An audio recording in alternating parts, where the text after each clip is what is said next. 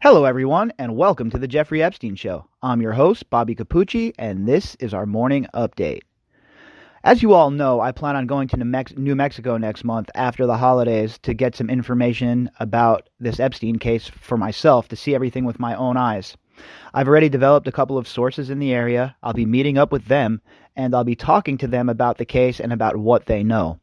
And also, I'm hoping to be introduced into some people with some intimate knowledge of what went on at that Zorro ranch, about who was coming and who was going. And that way I can get to talk to these people one-on-one, and I can really compile a bunch of information that we did not have previously, hopefully. You know, it's important that we find out who was going and coming from this ranch, who was there, who wasn't there, because a lot of people have said, oh, no, I have never been there. And then reports have come out that, yep, they were there. So it's one of those things where I feel like the American legacy media has not given it enough attention for whatever reason.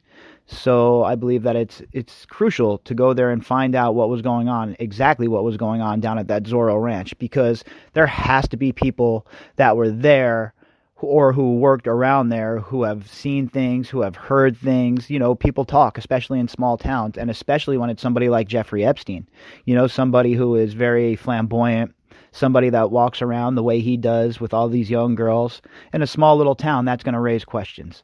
So I can't wait to get out there, to talk to some of the folks, to talk to the sources that I've already developed, and to really see what's what, to try and get a better idea of the big picture in New Mexico and what Jeffrey Epstein was doing there exactly. And why did he choose New Mexico? There's a whole lot of places he could have chosen, but instead he chose New Mexico. So we're going to try and figure all of this out. We're going to try and get down to the very bottom of it, get right into the weeds and figure out exactly what is what. And that leads into today's articles for this morning. So both of our articles are based around Santa Fe today. One has to do with Jeffrey Epstein's ranch, the Zorro Ranch, and how they're trying to sell it eventually. And the other has to do with some of his financial donations to the Santa Fe Institute. Now, the Santa Fe Institute donations are interesting because he made those donations after he was already convicted of the first crime. So it begs one to wonder, why would any of these institutions accept money from this man who has been convicted of what he was convicted of? And not only that, but the underlying crimes. Look, I don't think people truly understand the scope of what this man did. It's not just Virginia Roberts and Sarah Ransom and the girls that you hear about. We're talking about 15-year-old high school girls in Florida. We're talking about middle school girls in Florida. So this guy the prolific reach of what he was doing, it can't be understated. He was such a prevalent abuser of girls and women that it is just absolutely mind-numbing to me that anyone would look at this case and be like, nah, I don't know. I don't think he did it. And there's still people like that, believe me when I tell you. All right, so if you'd like to contact me, you can do that at bobbycapucci@protonmail.com. That's BOBBYCAPUCCI @protonmail.com. And let's jump into these articles. The first one is from Radar Online. The headline is House of Horrors, Jeffrey Epstein's New Mexico ranch to go on market for $20 million. Sex perv Jeffrey Epstein may have taken his secrets to the grave, but those at his New Mexico estate are going up for sale. Sources say the twisted tycoon's sprawling Zorro ranch is expected to fetch a whopping $20 million. But unlike the billionaire pedophile's properties in Florida, New York, and the Virgin Islands, it's never been raided by the FBI, prompting the creep's former VIP guests to fear what a new buyer could find. Folks, why has this place never been raided by the FBI? I mean, it's just mind-boggling to me. There were several girls who say they were assaulted there. Why did the FBI not raid this place? I mean, are you kidding me right now? You have a home of the most prolific sex trafficker, high-profile sex trafficker in American history, and you don't raid one of the major homes? How is that even possible? What is the FBI doing? Why is the FBI such a screw-up organization all of a sudden? Why is the FBI kicking in Roger Stone's door and dragging him out of his house, but not Jeffrey Epstein's? Why is Jeffrey Epstein's house not raided? Can anyone answer those questions? Former ranch hand Deirdre Stratton had described how she waited on Prince Andrew during a 3-day stay when he was supplied with a busy young neurosurgeon to keep him company. Well, we all know that he's halfway brain dead, so maybe she could perform some sort of brain operation and make his brain work correctly, because we all know that he's a bumbling, stumbling moron, this Prince Andrew character. The 10,000-acre spread, which is 40 miles south of Santa Fe, is still staffed by employees of Cypress Incorporated, a company associated with Epstein. Staffers refused to open the gates in September when Angie Poss and Stephanie Garcia Richard from the New Mexico Land Office tried to enter after the state's attorney general canceled a lease agreement with Epstein for 1,200 acres. We saw a gentleman in a truck. They definitely saw us because we hung out there for 30 minutes, said Poss. We canceled the leases and Cypress hired an attorney to sue us. We ended up reaching a non-monetary settlement, she continued, adding, there was a clause saying we wouldn't hold bias against any potential buyer of the ranch, so they might be putting it up for sale. Cypress did not respond to requests for comment. The local buzz is it will go up for sale in coming months. It's rumored to be worth $20 million, a Santa Fe source revealed. It's going to be a hard sell with its history, but it's a stunning property with amazing views. Well, when it goes up for sale, maybe we have to try and get a walkthrough. Maybe we have to go down there and talk like we're going to buy the place and get a walkthrough to really get an idea of what's inside of this place. I'm sure it'll all be cleaned out by then, but it'd still be pretty cool to get in there and see for yourself what the place looked like. So that's where we're at with his ranch right now. A quick update on a little bit of the financials of the ranch and what's going on there. And like they said, it's still staffed. It's crazy it has not been raided. That's just so mind-boggling to me. That's the biggest thing to take away from all of this. How is that place not raided? I mean, are you kidding me right now? The next article is from the Albuquerque Journal, and the headline is SFI Santa Fe Institute donates Epstein gift amount to Soleil Center. Santa Fe.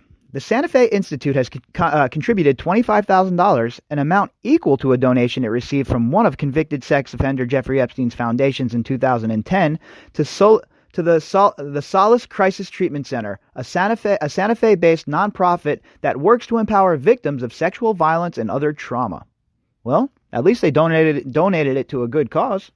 In all, Epstein's various foundations contributed $275,000 to Santa Fe Institute, a renowned complexity science research and education center.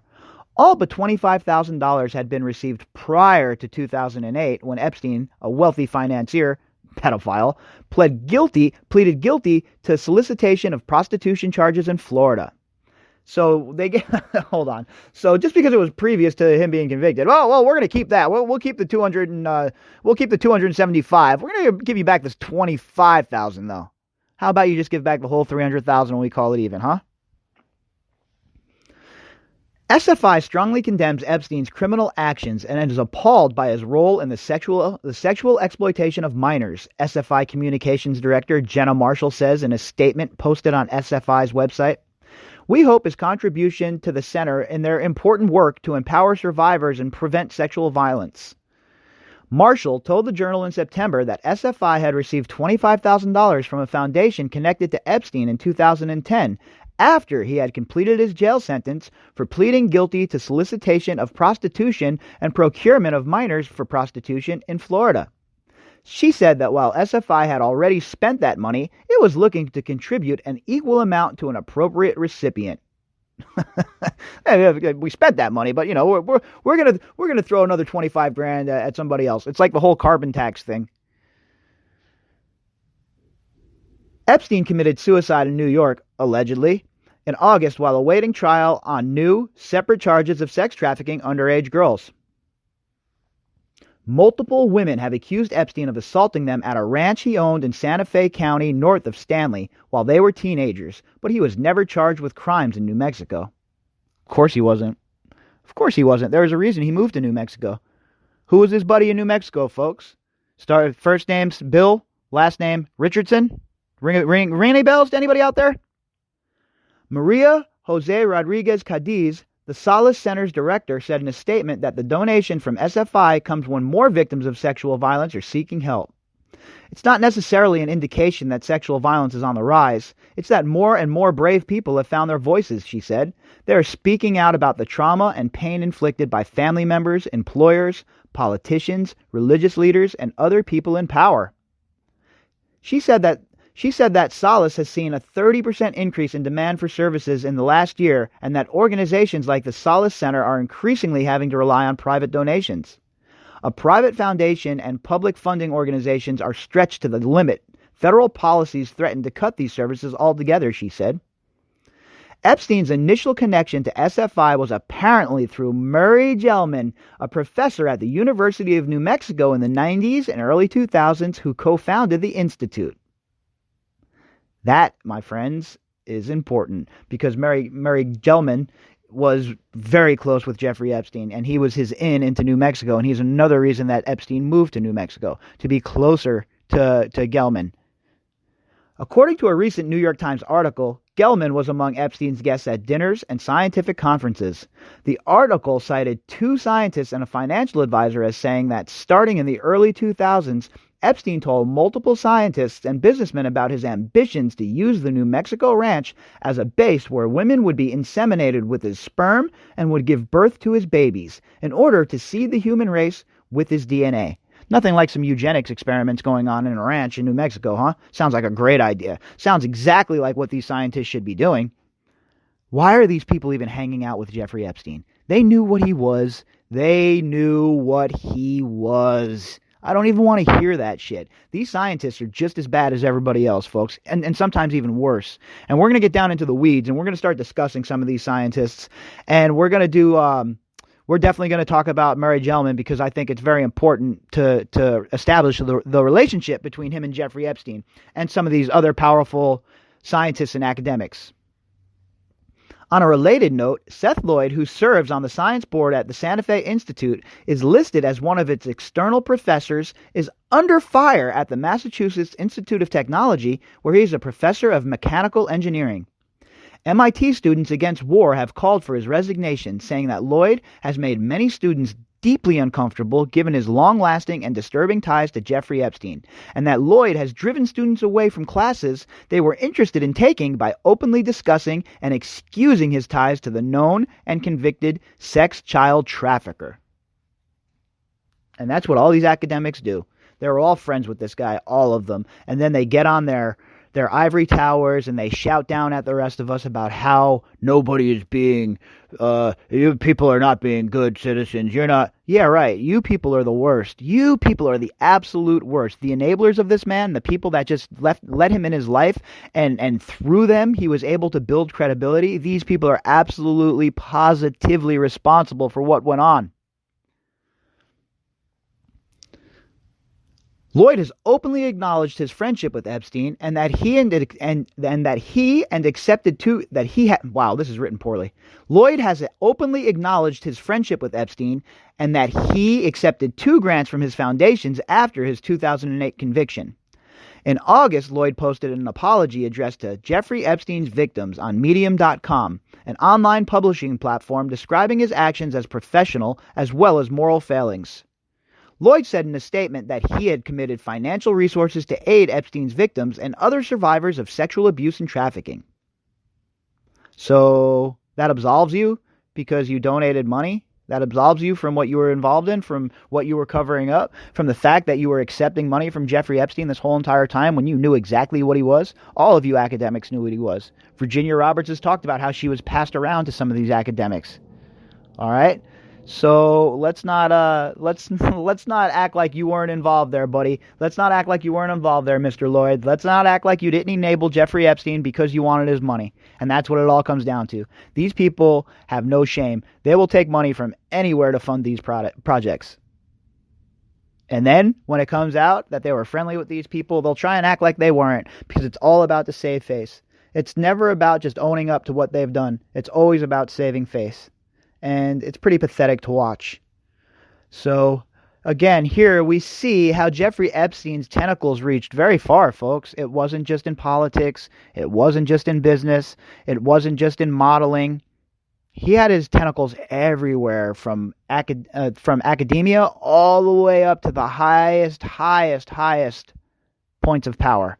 And that's why this case is so important, and that's why everybody that's involved in this case needs to be exposed, and that's why people need to be blown up.